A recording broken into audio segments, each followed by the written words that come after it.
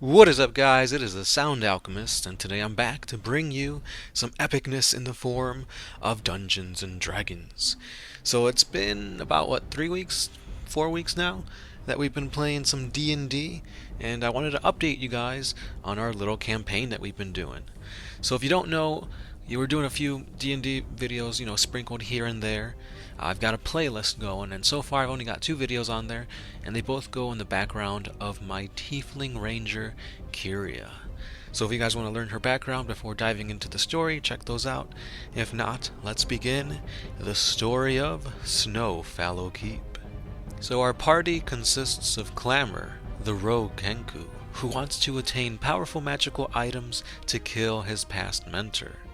And then we also have Steiner, the half-orc fighter, as well as Zakar, the cleric Aarakocra, who wants to find the vilest poisons for his god. And then, of course, we've got Kyria, the Tiefling Ranger, who wants to avenge her murdered parents by killing the man responsible for it. So now that we know a little bit of their backgrounds, let's dive into this lore. This group entered the town of Snowfallow Keep via a carriage, but as soon as they exited the vehicle, they noticed a group of giants heading right towards them. Amongst these giants stood another giant, almost twice their size. Zigzag was his name, and he told the group of many things to do in this town. But what stood out to our group was that there was many rewards for wolf pelts. Now Zigzag left the safety of the town, and he entered the woods to begin chopping trees for firewood to bring back to this town. Now Kyria decided that it would be a good idea to follow Zigzag. While they traveled towards the woods, the group learned that Zigzag was actually a cloud giant who could levitate, and he also was in possession of a magical item, a cloak that could give him invisibility. Now Clamor was in search of magical items, and this cloak would for sure be very helpful for his cause. Now this party was contemplating on ambushing the giant.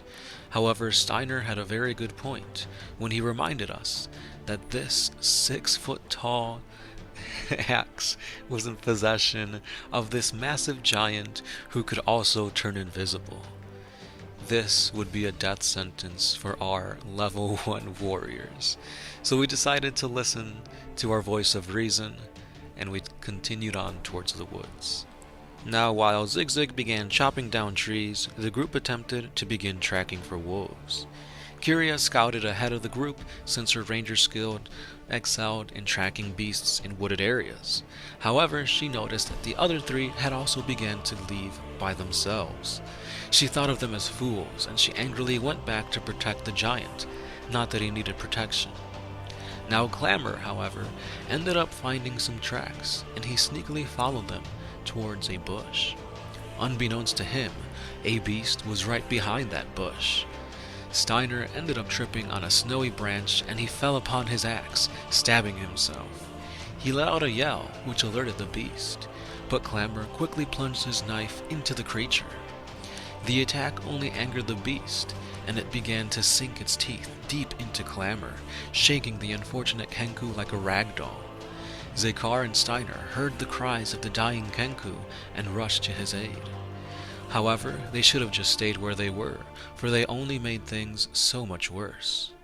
The cleric Aarakocra took to the skies to fire off an arrow, but he was too hasty, and his arrow ended up missing the beast and instead was plunged into the already dying Clamor. Clamor's life was literally on the edge. One more prick and the young Kenku would be no more.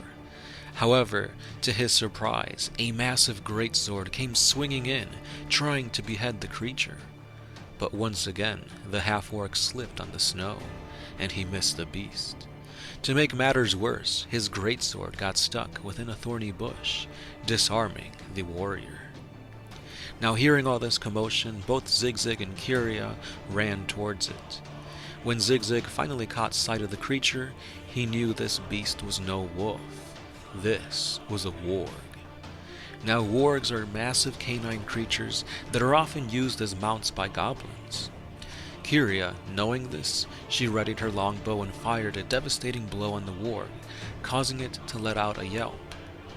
Zagar, now regaining his composure, ended up firing the killing shot from his arrow from in the skies. Steiner used his potions to heal the already half-dead Clamor, as Zagar attempted to skin the warg, but clearly did not know what he was doing. Because of this, Kyria took control and ended up taking the wolf pelt for herself. Zig laughed at this sorry excuse of warriors, and he took his firewood back towards the village. Now Clamor, who was now healed, wanted to let out some steam from almost dying, and he stormed off deeper into the woods to look for some more wolves. Zagar and Steiner followed Clamor, for after all, this was their main objective, to kill some wolves and sell their pelts for some much-needed cash. Kyria, however, followed the giant. As they walked back towards Snowfallow Keep, she asked the Cloud Giant if he had any other magical items on him, or if he knew of a magical midnight black blade. He had never heard of such a weapon, but he did say that he was in contact with giants with a magical item trading ring. As they walked towards the town, Kyria kept asking questions, but by the time they arrived, Zig was frustrated with the tiefling. She said that she would leave him alone once he paid her for her duties as a bodyguard. Angrily, the giant threw silver at her face. However, Kyria knew that she could not take this massive behemoth by herself, so she bit her tongue and held back her anger.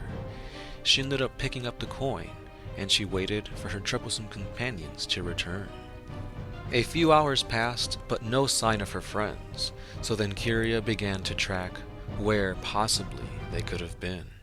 It didn't take Kyria long to find her party, for they were very noisy and they knew not how to cover their tracks.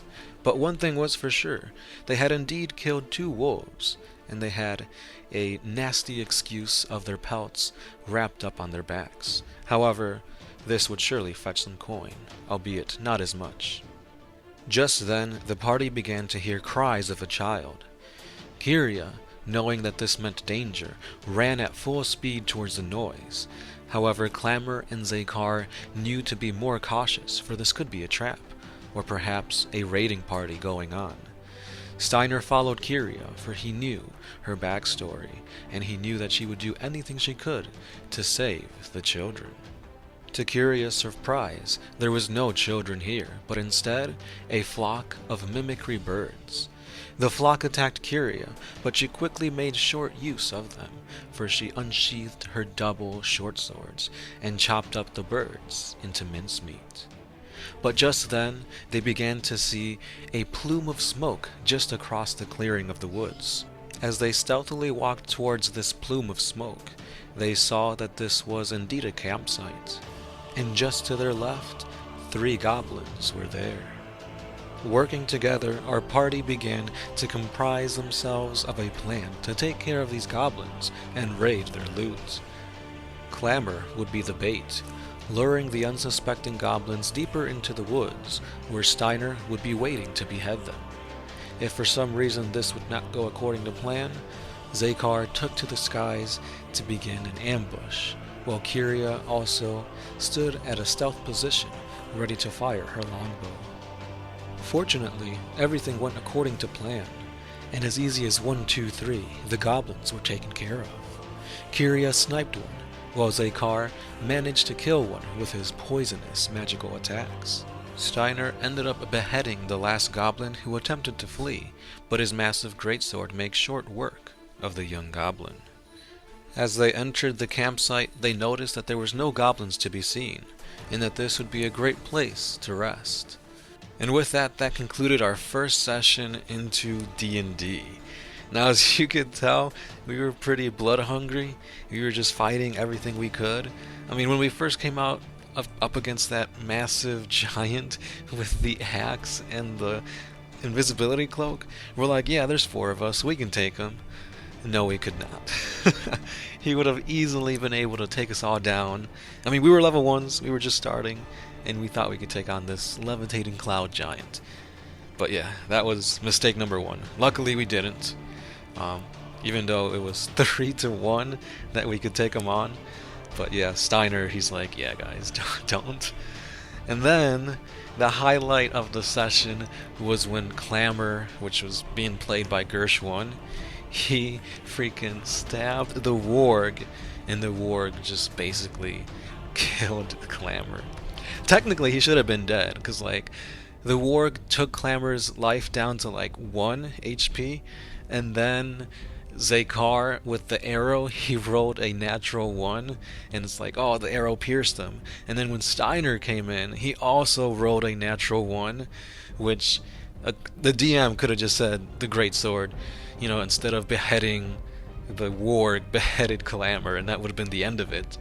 But seeing as that was our very first fight, he decided to, you know, spare us.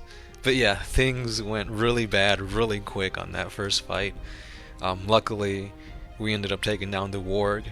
But again, the DM told us that if we would have done even worse, like if we kept rolling nat ones, because literally it was like 3 nat ones all in a row, he would have had Zig Zig take care of it for us. But yeah, that was a great start to our first D&D campaign.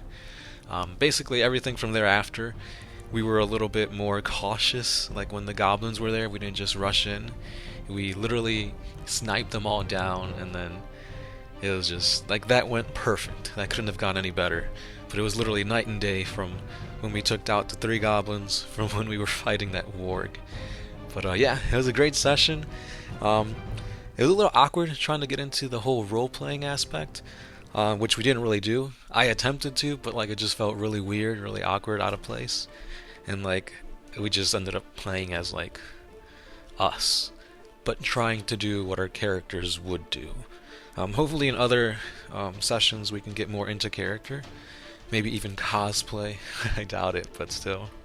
But yeah, let us know what you guys think. Did you guys find it funny how Gershwin literally should have been dead?